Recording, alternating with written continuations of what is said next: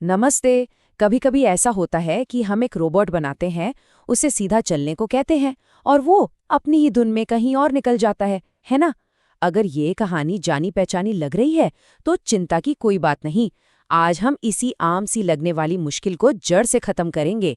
हम अपने रोबोट को सिखाएंगे एकदम सीधा चलना, और ये कमाल होगा कैलिब्रेशन की मदद से।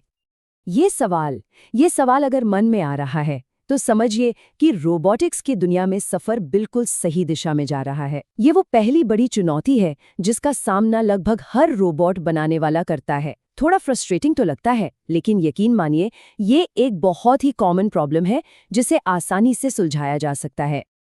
सबसे पहले तो एक बात साफ कर लेते हैं, इसमें बनाने वाले की या रोबोट की कोई गलती नहीं है। ये तो बस फिजिक्स है। असल दुनिया कागज पर बने प्लान की तरह परफेक्ट नहीं होती। तो इसे एक प्रॉब्लम की तरह नहीं, बल्कि एक मजेदार पहेली की तरह देखना है, जिसे आज हम सब मिलके सुलझाने वाले हैं। इसे ऐसे समझिए जैसे दो जुड़वां धावक हैं। कागज पर तो वो बिल्कुल एक जैसे हैं, लेकिन असल रेस में एक हमेशा दूसरे से कुछ मिलीसेकंड तेज होता ही है। हमारे रोबोट की मोटरें भी बिल्कुल वैसी ही है, दिखने में एक जैसी, पर परफॉर्मेंस में थोड़ी अलग। तो वो कौन सी अदृश्य ताकतें हैं जो हमारे सीधे साधे रोबोट को उसकी राह से भटका देती हैं? चलिए थोड़ी जासूसी करते हैं और उन छुपे हुए मुजरिमों का पता लगाते हैं जो इस टेढ़ेपन के पीछे हैं। तो ये रहे हमारे 4 मुख्य सस्पेक्ट्स। पहला, मैन्युफैक्चरिंग में थोड़ा सा फर्क हो सकता है। एक मोटर में तांबे का तार दूसरे से बस 1 मिलीमीटर ज्यादा हो। दूसरा है फ्रिक्शन यानी घर्षण। सोचिए, पहिए के एक्सल में धूल का एक छोटा सा कण भी स्पीड बदल सकता है। तीसरा, वजन का बंटवारा। शायद बैटरी चैसी के एक तरफ थोड़ी ज्यादा झुकी हुई हो। और चौथा, टायर की पकड़। एक टायर दूसरे से जरा सा ज्यादा घिस गया हो। ये छोटी छोटी बातें ही मिलकर बड़ा अंतर पैदा कर देती हैं। और हैरानी की बात तो ये है कि इन अंतरों को बहुत बड़ा होने की जरूरत नहीं है। अगर एक मोटर दूसरे से सिर्फ 1% भी तेज है तो बस इतना काफी है रोबोट को रास्ते से भटकाने के लिए। ये कुछ ऐसा है कि जैसे कार का स्टीयरिंग व्हील बस 1 डिग्री झुका हो, 1 किलोमीटर बाद गाड़ी सड़क के दूसरी तरफ होगी। तो सवाल उठता है कि इस हार्डवेयर की समस्या का हल क्या है? क्या हमें मोटरें बदलनी पड़ेंगी? नहीं, बिल्कुल नहीं। और यहीं पर असली जादू शुरू होता है। हम इस फिजिकल प्रॉब्लम को कोड की कुछ लाइनों से ठीक करेंगे। जी हाँ, कोई पेचकस नहीं, कोई सोल्डरिंग आयरन नहीं, सिर्फ और सिर्फ कोड।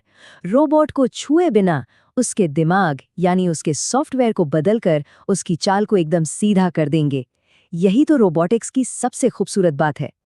और इस जादुई प्रक्रिया का एक नाम भी है, कैलिब्रेशन। इसे रोबोट के लिए एक चश्मे की तरह समझ सकते हैं।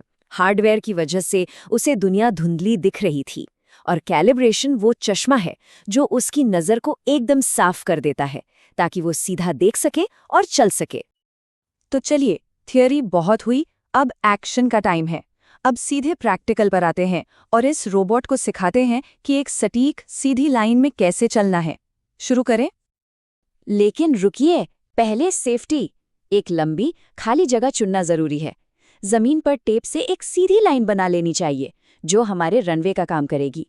शुरुआत हमेशा धीमी गति से करनी चाहिए, वरना रोबोट दीवार से दोस्ती करने निकल पड़ेगा। और हाँ, उसे पकड़ने के लिए हमेशा तैयार रहना है। ये प्रोसेस ना एक डांस की तरह है। टेस्ट करना है, देखना है, कोड बदलना है और फिर से, जब तक कि सही तालमेल ना मिल जाए। ये एक चक्र है जिसे हम तब तक दोहराएंगे जब तक हमारा रोबोट एक परफेक्ट डांसर की तरह सीधी लाइन में ना चलने लगे।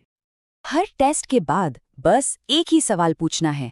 हमारा रोबोट हमसे बात कर रहा है, वो इशारे दे रहा है। क्या वो बाईं ओर जा रहा है या दाईं ओर? उसका हर मोड़ एक सुराग है। और इसका ना एक बहुत ही सीधा साधा मंत्र है। अगर रोबोट बाईं ओर मुड़ता है तो इसका मतलब है कि दाईं मोटर ज्यादा तेज भाग रही है, तो हम दाईं मोटर की स्पीड थोड़ी कम कर देंगे। और अगर रोबोट दाईं ओर मुड़ता है तो मतलब बाईं मोटर तेज है, तो हम बाईं मोटर की स्पीड कम करेंगे। बस इतना ही आसान है ये। एक बात याद रखनी है, ये एक पहेली सुलझाने जैसा है। कोई एक जादुई नंबर नहीं है जो हर रोबोट पर काम करे। हर रोबोट अपने आप में यूनिक है। बस अपने रोबोट के लिए सही टुकड़ों का वो कॉम्बिनेशन खोजना होता है जो उसकी तस्वीर को पूरा कर दे। तो अब हमारा रोबोट सीधा चल रहा है, इसमें इतनी बड़ी बात क्या है? सच तो ये है कि ये एक बहुत बड़ी बात है। इसका मतलब हमने रोबोटिक्स की दुनिया में एक बड़ी छलांग लगाई है। चलिए समझते हैं क्यों। सिर्फ एक टेढ़ी चाल ठीक नहीं हुई है। एक अनप्रेडिक्टेबल, अविश्वसनीय मशीन को एक भरोसेमंद और आज्ञाकारी साथी में बदल दिया गया है। अब रोबोट वो करता है जो उसे करने के लिए कहा जाता है। पहले हमारा रोबोट एक ऐसे कर्मचारी की तरह था जो कहता हाँ था, लेकिन करता कुछ और था। अब कैलिब्रेशन के बाद ये वो भरोसेमंद टीम मेंबर बन गया है जिस पर आंख बंद करके भरोसा किया जा सकता है। प्रिडिक्टेबल मोशन यानी अनुमानित गति ही असली जीत है।